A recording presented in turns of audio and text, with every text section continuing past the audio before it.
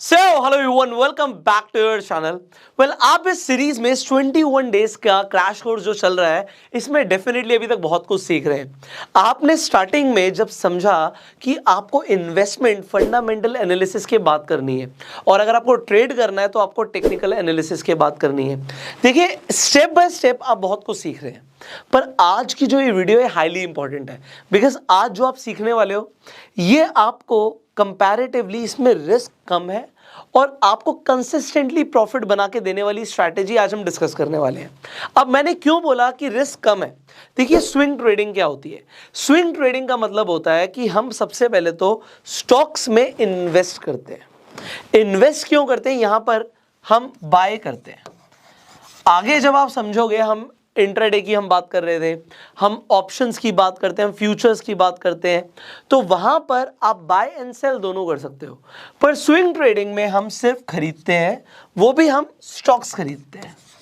और हमारा मोटिव क्या होता है कि कुछ दिनों से लेकर कुछ महीनों तक हमें अच्छे रिटर्न्स मिल जाए, हमें अच्छा प्रॉफिट मिल जाए, इसलिए हम स्विंग ट्रेडिंग करते हैं। अब सबसे पहली चीज, जो सबसे बड़ी गलती लोग स्विंग ट्रेडिंग करते हुए करते हैं। अच्छा, स्विंग ट्रेडिंग वाले, अब स्विंग ट्रेडर और एक इन्वेस्टर में क्या फर्क है, आप मुझे बताइए। इन्वेस्टर भी इन्वेस्ट करता है स्टॉक्स में, स्विंग ट्रेडर भी इन्वेस्ट ही कर रहा है स्टॉक्स में, तो फर्क क्या है? फिर इसे ट्रेडर क्यों बोल रहे हैं? ट्रेडर इसलिए बोल रहे हैं क्योंकि ट्रेडर का माइंडसेट क्लियर होता है कि इसका स्टॉप लॉस क्या है, कब निकलना भी है, एग्जिट पॉइंट भी क्लियर होता है और उसके टारगेट्स भी क्लियर होते हैं। बट जब हम जनरली इन्वेस्टमेंट की बात करते हैं, वहां पर होराइजन 5 साल से ज्यादा बड़ा हो जाता है। जब आप 5 साल से बड़ा सोच रहे हैं तो आप एसआईपी करते हैं, ईटीएफ में इन्वेस्ट करते हैं, आप म्यूचुअल फंड्स में भी एसआईपी करा रहे हैं, तो आपका होराइजन 5 साल से ऊपर का है, तो आप लॉन्ग टर्म सोच रहे हो।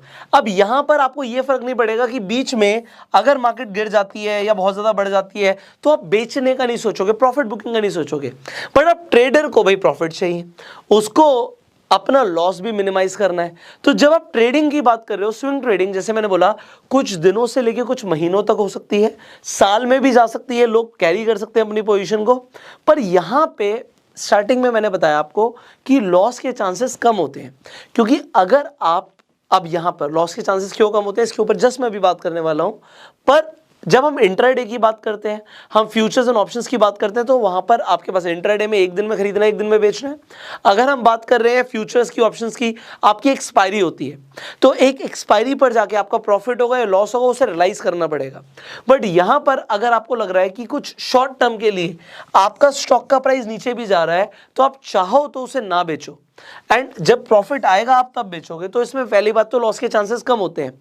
पर फिर भी लोग लॉस कर लेते हैं, उसका सबसे बड़ा रीजन है कि लोग सिर्फ और सिर्फ पेनी स्टॉक्स में इन्वेस्ट करते हैं। लोगों को लगता है कि हम पेनी स्टॉक्स में इन्वेस्ट कर रहे हैं, हम तो इन्वेस्टर हैं। भाई, आप स्पेक्यूलेटर हो। अगर आप सिर्फ पेनी स्टॉक्स में इन्वेस्ट करते हो, सिर्फ कि भाई पेनी में ही करेंगे, पेनी का मतलब क्या हो गया? जो 50 रुपए से कम है, मतलब कौड़ियों के भाव जो स्टॉक्स हैं, आप 2 रुपए, 4 रुपए, 5 रुपए, 10 रुपए का स्टॉक ढूंढ रहे हो कि 10 रुपए का 100 रुपए का हो जाएगा, मल्टी बैगर बन जाएगा, 10 रुपए का 100 रुपए का, 10 गुना की रिटर्न्स। 1 लाख डाला, 10 लाख हो गए। ऐसा नहीं होता, होता है, पर आप स्पेक्यूलेट कर रहे हो मेरे भाई। आपको ऐसा नहीं करना। आपको क्या करना है वो आप आज इस वीडियो के अंदर सीखने वाले हो। अब मैं, before I proceed with swing trading, मैं आपको क्लियर एक इंस्ट्रक्शन देना चाहूंगा कि अगर आप स्विंग ट्रेडिंग करने वाले हो, यहां पे मैं एक स्क्रीनर यूज कर रहा हूं, आपकी काफी हेल्प करेगा। टिकर टेप को आप भी चाहें तो यूज कर सकते हैं, मैं लिंक डिस्क्रिप्शन कमेंट बॉक्स में डाल दूंगा। यहां पे आप स्टॉक स्क्रीनर पर जाइए और सबसे पहले यहां पे स्टॉक यूनिवर्स पे आप क्लिक करेंगे तो यहां पर निफ्टी 100 आएगा। निफ्टी 100 में आपको यहां पर इंडिया की टॉप 100 कंपनियां दिखेंगी। मैं आपको जेन्युइनली बता रहा हूं, अगर आप इन्वेस्ट करते हैं या फिर आप स्विंग ट्रेड भी करते हैं, ये 100 कंपनियों से बाहर आपको नहीं निकलना है। आपके लॉस होने के चांसेस बहुत कम हो गए, क्योंकि आपने इंडिया की टॉप 100 कंपनीज के अंदर ही रहना है। और स्विंग ट्रेडिंग के अंदर आप पैसा लगाते हो, आप इन्वेस्ट कर रहे हो, तो अगर आपने गलती भी करी होगी तो गलती भी इंडिया की टॉप 100 कंपनीज में हुई है, तो आपका पैसा डूबने के चांसेस बहुत कम हो जाते हैं। जो लोग कहते हैं ना पैसा बर्बाद हो गया, सब डूब गया, किसी ने पैसा लगाया था, बहुत दिक्कत हो गई, तो वो बेसिकली अगर वो स्विंग ट्रेड कर रहा है तो वो टॉप 100 कंपनीज में नहीं होगा। अब चेक कीजिएगा, टॉप 100 कंपनीज में आपका ऐसा नहीं होगा कि सब कुछ ही बर्बाद हो गया, और फिर ऐसा जरूरी नहीं कि एक ही स्टॉक में सारा पैसा डालना है, हम डाइवर्सिफिकेशन की भी बात करेंगे। सो मैंने आपको क्या बोला कि सबसे पहले आप चेक करना है कि जिस भी स्टॉक में आप पैसा डालने वाले हो वो टॉप 100 में है या नहीं है। पर अब आपका सवाल आ सकता है कि कैसे पता लगेगा कि इन टॉप 100 में 100 कंपनीज हैं, इन 100 में भी किस में पैसा लगाना है। तो उसके लिए अब हम आप जो स्ट्रैटेजी शेयर करने वाले हैं वो आपको बताने वाले हैं। अभी तक आपने देखिए 3 तरीके की एनालिसिस होती है। स्टार्टिंग में हमने बात करी थी कि आपको फंडामेंटल एनालिसिस के ऊपर हमने बात करी, जिसमें हमने बताया कि आपको वैल्यू इन्वेस्टिंग कैसे करनी है, आपको स्टॉक्स को चूज कैसे करना है। तो फंडामेंटल एनालिसिस हो गई, दिस वाज पार्ट नंबर 1। दूसरा होता है टेक्निकल एनालिसिस, कि आप प्राइस को देखते हो, आप यहां पर सपोर्ट रेजिस्टेंस ट्रेड करते हो, यहां पर आप इंडिकेटर्स को भी अप्लाई करते हो, तो आप टेक्निकल एनालिसिस करते हो। और टेक्निकल्स देख के आप ट्रेंड आइडेंटिफाई करते हो, ट्रेंड ट्रेडिंग करते हो, बहुत कुछ आप कर सकते हो प्राइस एक्शन के थ्रू टेक्निकल एनालिसिस के अंदर। तो ये 2 एनालिसिस तो आपने समझ ली, बट इसके अलावा भी एक एनालिसिस होती है, और वो भी आपको स्टॉक मार्केट में अगर आपको लॉन्ग टर्म पैसा कमाना है तो आपको आनी चाहिए। और तीसरी होती है क्वांटिटेटिव एनालिसिस। अब ये क्वांटिटेटिव एनालिसिस क्या होती है? अगर मैं 1 मिनट के लिए यहां पे वीडियो रोक दूं और आपसे पूछूं कि व्हाट इज क्वांटिटेटिव एनालिसिस, तो आप लोग हो सकता है कंफ्यूज हो जाओ, बट मैं आपको बताता हूं। ये बेसिकली एनालिसिस होती है कि हम डेटा देख के एनालिसिस करते हैं कि प्राइस ऊपर जाएगा या नीचे जाएगा। अब हम यहां पर बैलेंस शीट को देखने की बात नहीं कर रहे, उस डेटा की बात नहीं कर रहे, यहां पे हम प्राइस एक्शन को नहीं देख रहे, हम क्या देख रहे हैं, डेटा को देख रहे हैं। अब डेटा को देखकर भी ट्रेडिंग होती है, आज भी आप सीखेंगे। इनफैक्ट जब हम ऑप्शन चेन की बात करेंगे, ऑप्शन चेन एनालिसिस भी सीखेंगे, तब भी हम डेटा को देखकर ट्रेड करना सीखने वाले हैं। सो अब आज आप एक स्ट्रैटेजी सीखने वाले हैं स्विंग ट्रेडिंग के लिए, जो कि बेस्ड होगी क्वांटिटेटिव एनालिसिस के ऊपर। एंड इसके लिए मैं आपको अकेला नहीं सिखाने वाला, हमारे साथ है one and only mister CA Nitin Murarka. So अब मैं आपको डायरेक्टली उनसे मिलवाने वाला हूं, and here we go. So जैसे कि आप देख सकते हैं कि नितिन जी हमारे साथ कनेक्ट हो चुके हैं, एंड सर आज आपको एक बड़ी स्पेशल स्विंग ट्रेडिंग स्ट्रैटेजी देने वाले हैं। सो सर लोग एक्साइटेड है बहुत ज्यादा आपसे सीखने के लिए, एंड आप बिल्कुल अपनी स्ट्रैटेजी लोगों के साथ शेयर कीजिए सर आज। देखिए, स्विंग ट्रेडिंग की जो आपने बात करी, तो स्विंग जो ज्यादातर लोगों का कॉन्सेप्ट है या वो ट्रेडिंग करते हैं, वो स्विंग चार्ट्स पे निकालने की कोशिश करते हैं कि क्या स्विंग चल रहा है, लोअर लोज बन रहे हैं या हायर हाइज बन रहे हैं। बट यहाँ पे हम स्विंग ट्रेडिंग की जो बात करने वाले हैं वो एक डेटा के थ्रू बात करने वाले हैं, और वो डिलीवरी डेटा है। क्योंकि आजकल हम लोग देख रहे हैं कि रिजल्ट सीजन चल रहे हैं, और आपने देखा होगा मारुति में बहुत अच्छी मोमेंटम बनी रिजल्ट्स के बाद। एक्सिस बैंक रिजल्ट के बाद करीब 10% ऊपर गया। तो क्या कुछ डेटा पॉइंट से इस तरीके की मूव को हम कैच कर सकते हैं या नहीं कैच कर सकते हैं, वो हम जानने की कोशिश करेंगे। और हम स्विंग ट्रेडिंग डिलीवरी के थ्रू पकड़ने की कोशिश करेंगे कि क्या हम शॉर्ट टर्म में, यानी 3 से 5 दिन के टाइम फ्रेम में, या फिर रिजल्ट्स के पहले मार्केट में स्टॉक्स को खरीद के क्या 5-7% रिटर्न हम बना सकते हैं। तो वो हम आज समझने की कोशिश करेंगे पुष्कर। बिल्कुल सर, बिल्कुल कंटिन्यू कीजिए सर प्लीज, अपनी स्ट्रैटेजी आज आपके पास जो है वो लोगों के साथ शेयर कीजिए सर। जी बिल्कुल। तो देखिए, जो मेरा आज फोकस पॉइंट है वो डिलीवरी डेटा पे है, और हम ये समझने की कोशिश करते हैं कि सबसे पहले डिलीवरी क्या होती है, किस तरीके से डिलीवरी काम करती है, फिर मैं स्ट्रेटजीज में आऊंगा। तो जैसे हम लोग ट्रेडिंग करते हैं, तो एक तो ट्रेडिंग वॉल्यूम हो गया, जो हम लोग वॉल्यूम कर रहे हैं उसे हम वॉल्यूम बोलते हैं, यानी जो हम खरीद बिक्री कर रहे हैं उसे हम वॉल्यूम बोलते हैं। और डिलीवरी का मतलब हो गया कि जो जिसे आप कैरी फॉरवर्ड करते हो, यानी कि ट्रेडिंग वॉल्यूम करने में आपका मार्जिन लगता है, और डिलीवरी लेने में क्या होता है, आपकी कैपिटल ज्यादा लगती है, कैपिटल डिप्लॉयमेंट होती है। जैसे फॉर एग्जाम्पल रिलायंस का शेयर है, रिलायंस का शेयर जिसका भाव मान लीजिए 2500 रुपया चल रहा है, और आपने 100 शेयर का इंट्राडे में आपने ट्रेडिंग करी, तो उसमें क्या आप केवल मार्जिन देकर के शेयर की ट्रेडिंग कर सकते हो, और अगर आपको प्रॉफिट होता है तो आप क्या करते हो, इंट्राडे में उसे स्क्वायर ऑफ कर देते हो। और अगर कई बार क्या होता है कि आपको ऐसा लगता है कि आने वाले समय में स्टॉक में पॉजिटिव मोमेंटम बना रहेगा या ऊपर जाएगा, तो आप उसे डिलीवरी लेकर के जाते हो। तो जब आप इंट्राडे ट्रेड करते हो तो आपकी कैपिटल कितनी लगती है, केवल 15 से 20% मार्जिन लगती है। और जब आप कैरी करते हो तो कितनी कैपिटल लगती है, पूरा का पूरा share price multiplied by quantity जो आप कैरी कर रहे हो।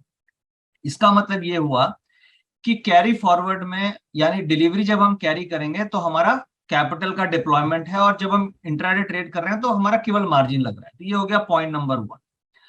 दूसरा यहाँ पे समझने वाली बात यह है कि सपोज कीजिए आपने 100 शेयर की ट्रेडिंग करी, उसमें से कई बार ऐसा होता है कि आप 50% आप इंट्राडे स्क्वायर ऑफ कर देते हो क्योंकि आपके पास सपोज कैपिटल कम है, और 50% आप डिलीवरी ले जाते हो। तो आपका डिलीवरी परसेंटेज कितना हुआ? 50% हुआ, क्योंकि आपने 100 शेयर का वॉल्यूम किया और उसमें से आधी आपने डिलीवरी कैरी कर ली, यानी 50% आपने डिलीवरी कैरी कर ली 50 शेयर की, तो उसे हम डिलीवरी परसेंटेज कितना बोलेंगे? 50% बोलेंगे। तो यहाँ पे समझने वाली बात यह है कि अगर किसी भी शेयर में 10 करोड़ शेयर का वॉल्यूम हो रहा है फॉर एग्जाम्पल, और उसमें से डिलीवरी अगर से 2 करोड़ शेयर की हुई, तो डिलीवरी परसेंटेज कितनी हुई? 20% हुई। अगर उसका डिलीवरी 5 करोड़ शेयर की हुई तो डिलीवरी परसेंटेज कितनी हुई? 50% की हुई। तो हमने ये 2 पॉइंट समझ लिया अभी तक कि डिलीवरी क्या होती है, वॉल्यूम्स क्या होती है और डिलीवरी परसेंटेज क्या होती है। अब तीसरा इंपॉर्टेंट पॉइंट यहाँ पे समझने वाली चीज ये है कि मार्केट में 2 तरीके के स्टॉक होते हैं। एक होता है ट्रेडिंग स्टॉक और एक होता है इन्वेस्टमेंट स्टॉक। अब आप सोचोगे ट्रेडिंग स्टॉक क्या होता है और इन्वेस्टमेंट स्टॉक क्या होता है, क्योंकि आपको तो यही समझ में आता होगा कि सारे स्टॉक्स क्या तो ट्रेडिंग होती है या इन्वेस्टमेंट होती है। बट मार्केट में 2 तरीके के स्टॉक होते हैं। एक होता है जिसमें ट्रेडिंग एक्टिविटी बहुत ज्यादा होती है, दूसरा होता है जिसमें इन्वेस्टमेंट एक्टिविटी ज्यादा होती है, ट्रेडिंग एक्टिविटी कम होती है। अब इसे आप कैसे पकड़ोगे? डेटा के थ्रू। तो जब आप डिलीवरीज का वॉल्यूम देखेंगे तो कई सारे आपको ऐसे स्टॉक्स मिलेंगे जिसमें एवरेज डिलीवरी मार्केट में, यानी जो भी मार्केट में वॉल्यूम्स होता है उसकी एवरेज डिलीवरी 50% 60% तक होती है, यानी कि डिलीवरी शेयर्स ज्यादा कैरी फॉरवर्ड होते हैं। यानी अब डिलीवरी का मतलब क्या हुआ? मनी का डिप्लॉयमेंट है, मनी का फ्लो है। डिलीवरी कम होने का मतलब क्या हुआ? कि ट्रेडिंग वॉल्यूम ज्यादा हो रहा है, वहां पे मार्जिन डिप्लॉयमेंट ज्यादा है। जैसे कई स्टॉक्स ऐसे मिलेंगे जिसमें कि अगर 1 करोड़ शेयर का वॉल्यूम हो रहा है तो केवल डिलीवरी 10% ही शेयर होता है, 20% ही शेयर डिलीवरी होती है। तो वो स्टॉक्स ट्रेडिंग कैटेगरी में आते हैं। और वैसे स्टॉक्स जिसमें 50% से ज्यादा डिलीवरी हो रही है वो हमें इन्वेस्टमेंट कैटेगरी में आती है। अब जैसे रिलायंस की आप डिलीवरी चेक कर लो, एचडीएफसी बैंक की डिलीवरी चेक कर लो, एक्सिस बैंक की डिलीवरी चेक कर लो, इनमें ये इन्वेस्टमेंट स्टॉक्स कैटेगरी में आ गए। वहीं आप कैनरा बैंक देख लीजिए या वहां पे आप पीएनबी देख लीजिए, या कई ऐसे स्टॉक्स आपको मिलेंगे, डीएलएफ है जिसकी डिलीवरी परसेंटेज कम है, तो वो ट्रेडिंग स्टॉक्स में आ गए। तो अभी तक हमने ये समझा कि ट्रेडिंग स्टॉक्स क्या होता है, डिलीवरी स्टॉक्स क्या होते हैं, डिलीवरी परसेंटेज क्या होता है, वॉल्यूम्स क्या होता है। अब हम बेसिक कोर स्ट्रेटेजीज में आते हैं कि इन कॉन्सेप्ट्स को हम किस तरीके से स्विंग ट्रेडिंग में यूज कर सकते हैं। और बिफोर रिजल्ट्स, जैसे कि एलएनटी के रिजल्ट्स आने वाले हैं मंडे को, तो उसमें क्या डेटा बन रहा है, मारुति और एक्सिस बैंक में जो ये रिजल्ट्स के पहले किस तरीके का डेटा था, ये हम समझेंगे। प्लस हम 2-3 ऐसे स्टॉक्स को अभी जानने की कोशिश करेंगे जिसमें डेटा बन रहा है और उसका मोमेंटम बनने वाला है, यानी कि डेटा डिलीवरी में ऐसा दिख रहा है कि उसमें कुछ बाइंग हो रही है और आने वाले समय में वो 2 स्टॉक्स ऊपर की तरफ मूव करने वाले हैं। तो इस तरीके से हम ये सारी चीजें अभी डिस्कस करने वाले हैं पुष्कर। तो मैं अभी आपको डिलीवरी डेटा में लेके चलता हूं। तो आइए हम अभी डिलीवरीज के डेटा को समझते हैं और ये डिलीवरी डेटा किस तरीके से काम करता है, इसे हम किस तरीके से स्विंग ट्रेडिंग में यूज करते हैं, इसे हम जानने के लिए हम डिलीवरीज के डेटा को देखते हैं, कुछ एग्जाम्पल समझते हैं। और अभी मैंने आपके सामने एसएमसी का ऑटो ट्रेडर लॉगिन किया है जिसके अंदर सारे के सारे डेटा पॉइंट्स आते हैं, चाहे आप पीसीआर का डेटा लें या डिलीवरीज का डेटा लें या ऑप्शन चेन का डेटा लें या स्टॉक ऑप्शंस का डेटा लें। तो अभी हम डेरिवेटिव सेक्शंस में चलते हैं और इसमें आप देख रहे हैं कि निफ्टी के डेटाज आ रहे हैं। इसके अलावा कई अलग डेटा पॉइंट्स हैं। यहाँ पे डिलीवरीज का डेटा है और डिलीवरी एवरेज स्कैनर है। ये हम 2 पॉइंट्स पे अभी डिस्कस करने वाले हैं कि डिलीवरी के डेटा को कैसे यूज करना है और डिलीवरी एवरेज स्कैनर को कैसे यूज करना है। तो डिलीवरी के डेटा में अभी जैसे हम आते हैं और सबसे पहले हम ये समझते हैं कि डिलीवरी क्या होती है, डिलीवरी को किस तरीके से यूज किया जाता है। तो एक दो एग्जांपल लेते हैं। जैसे मारुति का हम एग्जांपल लेके देखते हैं। मारुति में आपने देखा होगा कि मारुति में बहुत अच्छा मोमेंटम रिसेंट में बना है और इनफैक्ट कल के ट्रेडिंग सेशन में मारुति में 4% की का ऊपर की तरफ मूव आया, यानी कि करीब 9,000 से स्टॉक 9,500 की तरफ चला गया। तो इसके डेटा में कुछ ऐसा था जो ये हम कैप्चर कर सकते हैं या कुछ ऐसा नहीं था। तो आप ये देखिए, अभी मेरे पास ये मारुति का डिलीवरी डेटा खुला हुआ है और इसमें स्क्रिप्ट का ये डेट वाइज हो गई, कॉलम्स हम समझते हैं, ये डेट हो गई, ये ओपन हाई लो क्लोज हो गया स्टॉक का प्राइस, ये वॉल्यूम है और ये डिलीवरी है और डिलीवरी परसेंटेज आ रही है। ये जो 44 आप देख रहे हैं, this is the average delivery percentage, यानी कि प्रीवियस 30 डेज की अगर आप एवरेज डिलीवरी निकालेंगे तो मारुति में 44% की डिलीवरी होती है। 44% का मतलब क्या हुआ कि अगर 100 शेयर दिन भर में वॉल्यूम हुआ तो 44% यानी 44% शेयर कैरी फॉरवर्ड होते हैं एज अ डिलीवरी, यानी इस स्टॉक को हम इन्वेस्टमेंट कैटेगरी में लेते हैं। यानी 40% से ऊपर जिसमें भी डिलीवरी हो रही है वो एक हैंडसम इन्वेस्टमेंट कैटेगरी का स्टॉक माना जाता है। अगर 30% से कम डिलीवरी हो रही है तो उसे हम ट्रेडिंग स्टॉक मानते हैं। अब मारुति में आप देखिए, मारुति में 27 अक्टूबर को डिलीवरी परसेंटेज कितना आ रहा था पुष्कर जी? 61%। इसकी एवरेज डिलीवरी होती है 44%, यानी कि एवरेज डिलीवरी से एक सिग्निफिकेंट चेंज आया अचानक से। इसका मतलब क्या है? रिजल्ट्स के ठीक एक दिन पहले स्टॉक में किसी इनसाइडर के थ्रू या किसी नोन एनालिस्ट या एनीवन जिसे आइडिया है कि मारुति का पॉजिटिव एक्सपेक्टेशन है, मारुति में पॉजिटिव बिल्डअप है, पॉजिटिव मूव आ सकती है, उनके द्वारा डिलीवरी एक्यूमुलेट की गई और एवरेज जिसकी 31 होती थी, 57 कम होती थी, वो आप देखिए डिलीवरी 61 हुई। इनफैक्ट रिजल्ट आने के 3-4 दिन पहले से आप अगर ऑब्जर्व करने लगोगे डेटा को तो डिलीवरी में परसेंटेज इंक्रीज करने लगता है। अब देखिए ये 4 दिन पहले से जब इसका 19 अक्टूबर को प्राइस 8800 के आसपास था तो 54% डिलीवरी होने लगी। एवरेज 44 थी, इससे ऊपर चली गई 54, 42, 52, 57, फिर 31 और अचानक से यहाँ पे डिलीवरी 61 हो गई। तो ये ट्रेंड इंडिकेट कर रहा है कि मारुति में एक्यूमुलेशन हो रहा है। और आप देखिए 8800 से ये स्टॉक अभी मूव करके अप्रोक्सीमेटली क्लोजिंग प्राइस इसकी 94, 92 के आसपास है, यानी 700-800 रुपए का मूव हमें स्विंग में मिल गया। अगर हम इसी को मारुति का चार्ट देखें तो मारुति का चार्ट मैं आपको दिखाता हूं। मारुति के चार्ट में हम चलते हैं और 1 सेकेंड, MARU, मारुति के चार्ट्स में आप देखिए, ये देखिए ये मारुति का चार्ट है और मारुति के चार्ट्स में आप देखिए डिलीवरी यहाँ पे आनी चालू हुई 19 तारीख को। ये 21 हो गई, ये देखिए 19 को ये डाउन टिक थी। डाउन टिक होने के बाद भी डिलीवरी परसेंटेज यहाँ पे इंक्रीज हो रहा है, यानी कि किसी न किसी इनसाइडर को ये आइडिया था कि मारुति के पॉजिटिव रिजल्ट्स आने वाले हैं और ये साइडवेज मोमेंटम में डिलीवरी बढ़ती चली गई और स्टॉक आप देखिए अभी कहां पहुंच गया, 9500। Clear Pushkar ji? Absolutely sir, absolutely. ठीक है, तो मतलब अगर आप लॉजिक, डिलीवरी परसेंटेज को ट्रैक कर लो तो अगर डिलीवरी बढ़ती हुई दिख रही है तो स्टॉक के ऊपर जाने के चांसेस बहुत ज्यादा हैं। देखिए इससे डिलीवरी अगर बढ़ रही है तो स्टॉक में कुछ बड़ा होने वाला है। अब आप डिलीवरी बाइंग भी हो सकती है, डिलीवरी बेची भी जा सकती है, हम दोनों इसे मान के चलते हैं। बट अच्छा, अगर दोनों उसमें साइड्स के लिए। अगर रिजल्ट्स के पहले हो रही है, सपोज कीजिए रिजल्ट्स आने वाला है 4 दिन के बाद और 4 दिन पहले से डिलीवरीज बढ़नी चालू हो गई, तो आप उसके चार्ट्स पे नजर रखो कि उसमें ब्रेकआउट ऊपर का आ रहा है या नीचे का आ रहा है। जैसे इसमें देखिए ये 8900 का एक रेसिस्टेंस जोन था, ठीक है। अब ये ब्रेकआउट जैसे ही 8900 का हुआ, जो मैंने अभी लाइन प्लॉट करी है, 89 के ऊपर जैसे ही गया और ये कैंडल, ये किस दिन की कैंडल है? ये 25 अक्टूबर की कैंडल है, जिस दिन इसमें पॉजिटिव ब्रेकआउट हुआ। अगर ये पॉजिटिव ब्रेकआउट हुआ और डिलीवरी बढ़नी चालू हुई 19 तारीख से और ब्रेकआउट हो रहा है मेरा 25 तारीख को, इसका मतलब क्लैरिटी मुझे मिल गई कि रिजल्ट्स आने वाला है और डिलीवरी परसेंटेज इंक्रीज हुई है और पॉजिटिव ब्रेकआउट हो रहा है। इसलिए इसमें हम पॉजिटिव एक्सपेक्टेशन लेकर के चल सकते हैं। इनफैक्ट जी बिजनेस पे मैंने ये एनालिसिस भी दी थी मारुति पे, जब ये 9000 के आसपास था, कि इसमें पॉजिटिव बिल्डअप है और ये स्टॉक ऊपर की तरफ जाने वाला है। और ये एनालिसिस मैंने दी थी ये करीब 3-4 दिन पहले रिजल्ट्स के आने के पहले। तो इस तरीके से आप स्विंग ट्रेडिंग भी कर सकते हो। अगर और कोई एग्जांपल लें तो रिसेंट में हम लोगों ने देखा है कि एक MGL भी आप देख सकते हो। MGL में भी एक अच्छा मोमेंटम बना है। ये देखिए MGL का चार्ट हम देख रहे हैं, ये 2-3 दिन में आप देखिए MGL में कितना अच्छा मोमेंटम बना। और इसके डेटा को क्रॉस चेक करते हैं कि क्या इसके डेटा में कोई सिग्नल बन रहे थे।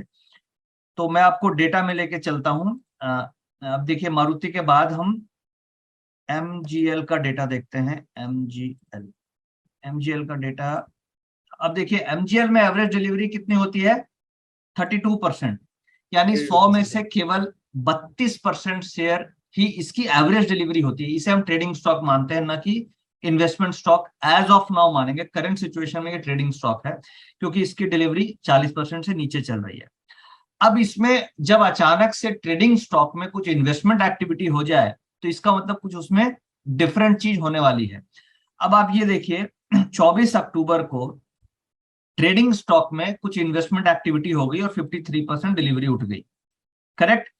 अब हमें इसमें ऑब्जर्व करना पड़ेगा कि प्राइस क्या बोल रहा है, प्राइस इसमें क्या इंडिकेट कर रहा है। अब ये देखिए डिलीवरी उठी और प्राइस में ऊपर की तरफ ब्रेकआउट हुआ, तो वो क्लैरिटी हमें ये उससे सिग्नल मिला कि साइडवेज मोमेंटम में डिलीवरी एक्यूमुलेशन हो रहा है और प्राइस का जैसे ही ऊपर ब्रेकआउट हुआ उसका मतलब क्लियर था कि ये एक्यूमुलेशन के बाद ब्रेकआउट हुआ, तो आप इससे स्विंग को ट्रेड कर सकते हो। सो नितिन जी, जो आपने एग्जांपल्स दिए इससे ये क्लैरिटी हो गई कि अगर डिलीवरी बढ़ रही है तो कुछ बड़ा होने वाला है, और आपने बोला जिस साइड ब्रेकआउट होगा उस साइड आप नजर रखिए, उस साइड स्टॉक के जाने के चांसेस ज्यादा हैं। तो अभी एक और एग्जांपल मैं देख रहा था पिछले महीने, सन फार्मा भी काफी बड़ा है, तो उसका डिलीवरी डेटा कैसा रहा वो भी आप एक बार लोगों को दिखाइए। जी बिल्कुल, देखिए सन फार्मा पिछले एक्सपायरी में करीब करीब 10% के ऊपर की तरफ मूव आई है, करीब 900 रुपए से ये 1010 के आसपास आ गया। तो सन फार्मा के डेटा को हम चेक करते हैं कि क्या इसके डेटा में कुछ डिलीवरीज में कुछ दिख रहा था। तो आइए हम सन फार्मा के डेटा में आते हैं और let's go to Sun Pharma. In fact एक हमें एक्सिस बैंक भी देखना चाहिए क्योंकि एक्सिस बैंक में भी रिजल्ट्स के पहले काफी अच्छी मोमेंटम बनी है, वो भी मैं आपको दिखाता हूँ। अब देखिए सन फार्मा का डेटा है जिसकी एवरेज डिलीवरी 57% होती है, बट इसमें जो मेन बाइंग हुई है 11 अक्टूबर को, आप देखिए 68% की डिलीवरी उठी है और कंसिस्टेंट डिलीवरी बढ़ती जा रही है। अभी फिर से आप देखेंगे तो 27 अक्टूबर को 68% हुई है और ये स्टॉक आप देखिए 950 रुपीज से 950 से अभी 1000 से ऊपर चला गया। अगर हम सन फार्मा का चार्ट देखें तो सन फार्मा का चार्ट में भी आपको एक बार सन फार्मा के चार्ट में लेके चलता हूं। ये सन फार्मा का, ये देखिए ये प्रीवियस एक्सपायरी का चार्ट है और सन फार्मा कंसिस्टेंट अप ट्रेंड में है। तो कई ट्रेडर्स ने क्या किया होगा, छोटे मोमेंटम पे सन फार्मा में प्रॉफिट बुक कर लिया होगा, पूरा स्विंग में प्रॉफिट नहीं लिया होगा। बट अगर आप डिलीवरीज का डेटा देख रहे हैं तो आपको ये आइडिया लग जाएगा कि किस रेट के आसपास बहुत बड़ी डिलीवरी उठी है और वो एक स्टॉप लॉस की तरह भी काम करता है। जैसे कि अभी हमने डेटा देखा कि 950 के आसपास बहुत बड़ी डिलीवरी परसेंटेज आई थी। इसका मतलब क्या हुआ, 950 के आसपास किसी बड़े प्लेयर ने स्टॉक को खरीदा, तो स्टॉप लॉस आप 950 से नीचे भी लगा सकते हो। अब आप देखिए 950 का जो रेंज है, इस रेंज में ये काफी कंसोलिडेट किया ये स्टॉक, तो हमें इससे एक स्टॉप लॉस भी मिलता है कि हमें किस लेवल पे स्टॉक को स्टॉप लॉस लगा करके राइड करना है, और ट्रेंड भी मिलता है। तो दोनों चीज आपको डिलीवरी डेटा से मिलते हैं। इनफैक्ट अगर मैं आपको एक और स्टॉक दिखाना चाहता हूं, वो है एक्सिस बैंक। एक्सिस बैंक आप देखिए ये इनफैक्ट ये 10% गैप अप हुआ, और क्या हमें इसके पहले यानी गैप अप होने के पहले कुछ डेटा में ऐसा बिल्डअप था जिससे कि आइडिया लग जाए कि एक्सिस बैंक के रिजल्ट्स अच्छे आने वाले हैं? ये एक बार हम डेटा से चेक करते हैं। सो इनफैक्ट सर, इस डेटा से अगर ब्रेकआउट ट्रेडिंग के लिए लोग हम स्विंग की बात कर रहे हैं तो स्विंग डेफिनेटली लोग डिलीवरी लेकर भी कर सकते हैं। अगर ट्रेडर्स भी इससे आइडिया लें तो उनका फायदा होगा सर क्या?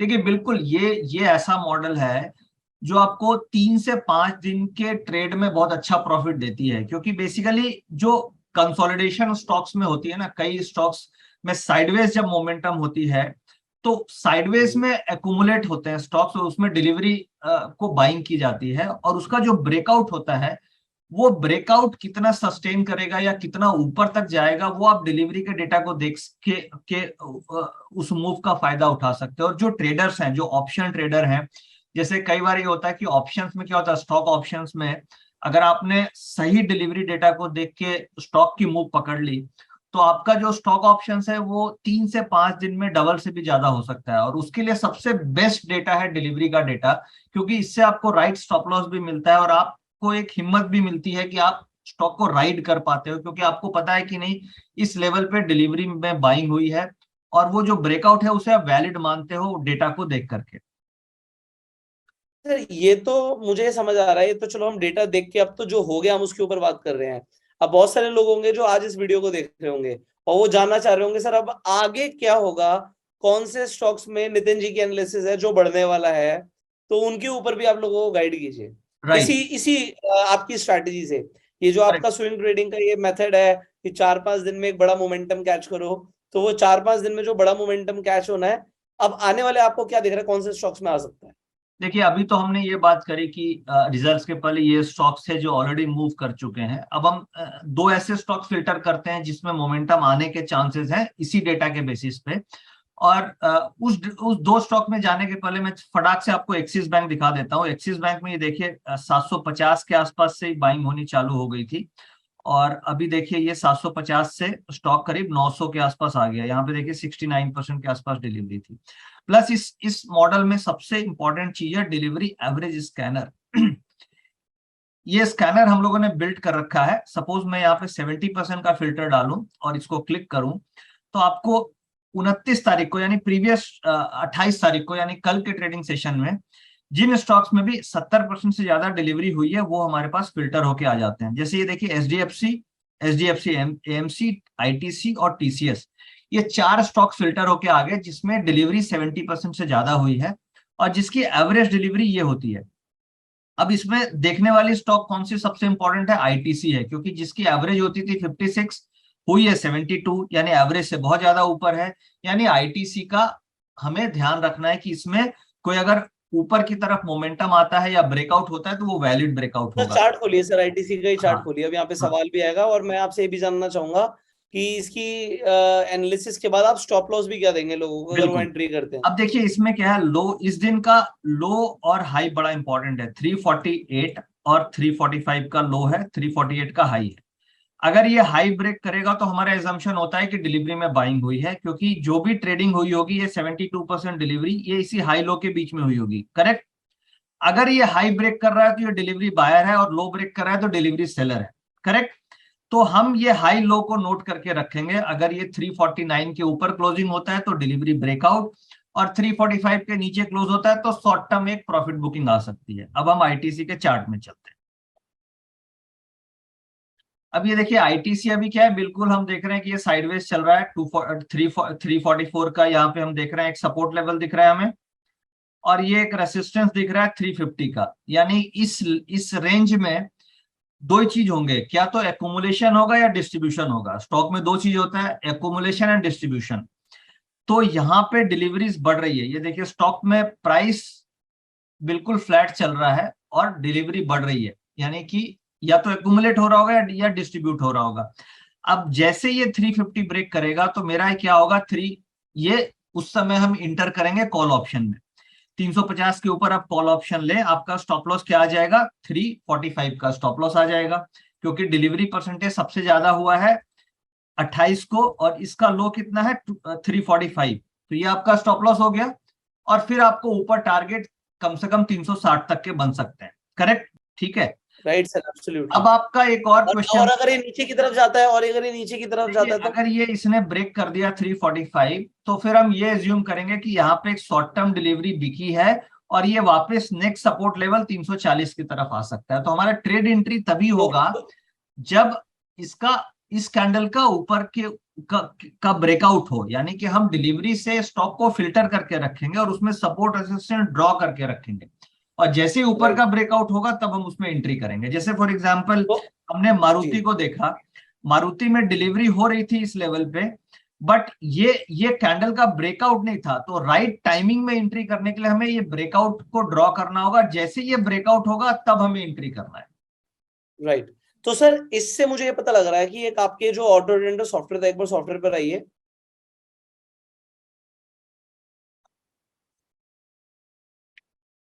जी सर, इसमें कई फिल्टर्स हैं। आप अगर 60% का फिल्टर लगाएंगे तो बहुत सारे स्टॉक्स आ जाएंगे, और इसके ऊपर देख के आप अपनी फिल्ट्रेशन कर सकते हैं स्टॉक्स। तो अगर मैं वही 70% वाला ही फिल्टर यूज करूं, और इससे मुझे हाई वॉल्यूम वाले स्टॉक्स मिल जाएंगे जिनमें वॉल्यूम हो रहा है और जिसमें डिलीवरी डिलीवरी हो हो रही है, रही है, मतलब एक जिसमें बड़ा डिलीवरी मोमेंटम आ ज्यादा सकता हो रही है, वो वाले स्टॉक्स को आप फिल्टर करके निकाल सकते हैं। है। ये मैं अपनी वॉच लिस्ट में ऐड कर लूंगा, सपोर्ट रेजिस्टेंस प्लॉट कर दूंगा, और जिस तरफ ब्रेकआउट आ रहा है तो ये मेरी ब्रेकआउट ट्रेडिंग के लिए भी एक बहुत बढ़िया स्ट्रैटेजी बन जाएगी। बिल्कुल तो बिल्कुल। इसे हम बोल सकते हैं कि breakout trading on delivery based data. बिल्कुल बिल्कुल, क्योंकि जब आज के दिन में हम ट्रेड करते हैं तो हम केवल प्राइस एक्शन देखते हैं, बट प्राइस एक्शन के अंदर कितना मनी फ्लो है, कितना बाइंग इंटरेस्ट है, वो आप डिलीवरी डेटा से आइडेंटिफाई कर सकते हैं। Absolutely sir. सो ये मुझे समझ आ गया। तो अभी आपने एक आईटीसी का एग्जांपल दिया, एक और एग्जांपल ले लेते हैं कि अभी आने वाले और कौन से स्टॉक में आपको लग रहा है कि तेजी आ सकती है। देखिए एग्जाम्पल के तौर पे जैसे मैं आपको एक एसीसी में लेके चलता हूँ। एसीसी का अगर आप चार्ट्स देखेंगे तो चार्ट्स एकदम सपोर्ट के आसपास है, और ये धीरे धीरे स्टॉक का प्राइस ऊपर आ रहा है, करेक्ट। सर अब एक बार मुझे दिखाइए चार्ट भी देखता है, एक बार चार्ट हाँ, दिखाइए, चार्ट में। हाँ, 1 सेकेंड। अब मैं आपको एसीसी का ये चार्ट देखिए, अब कोई भी चार्ट नहीं चार्टिस्ट आया, जब चार्ट चार्ट को अब आ देखेगा गया, तो हाँ। लगेगा कि ये सपोर्ट लेवल पे है और ये ऊपर की तरफ जा रहा है, करेक्ट।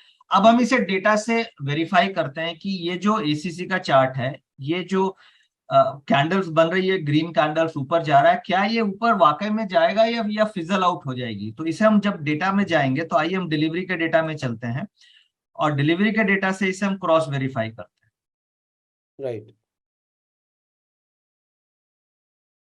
हम एसीसी में आते, अब देखिए एसीसी के डेटा में आया। अब एसीसी की एवरेज डिलीवरी कितनी होती है, 25% होती है, करेक्ट। राइट। बट हम राइट। रिसेंट में देख रहे हैं कि इसकी 41%, 41%, बार बार 40%, यानी कि एवरेज से डबल हो रही है डिलीवरी। हमें ये कंपेयर करना है कि एवरेज से कितनी ज्यादा डिलीवरी हो रही है। बेसिकली हमें ये नहीं देखना है कि 40% हो रही है, हमें देखना है कि एवरेज अगर 25 होती है तो आज 40 हो रही है, यानी कुछ ना कुछ डिफरेंट एक्टिविटी हो रही है। तो अब राइट। एसीसी का चार्ट अच्छा है और उसमें डिलीवरी 40% हो रही है। इसका मतलब ये जो मोमेंटम ऊपर की तरफ बन रहा है उसमें पॉजिटिव एक्सपेक्टेशन है। ये जो एसीसी का चार्ट अभी हम देख रहे हैं, इसमें ये अभी बिल्कुल सपोर्ट के आसपास आप देख रहे हो कि ये स्टॉक ट्रेड कर रहा है, और ये धीरे धीरे स्टॉक में ऑलरेडी ब्रेकआउट लेने की पोजीशन में है। अगर आप देखेंगे तो करीब 2325 इसी रेसिस्टेंस को ये स्टॉक ब्रेकआउट ले रहा है, अभी just on the verge of breakout है।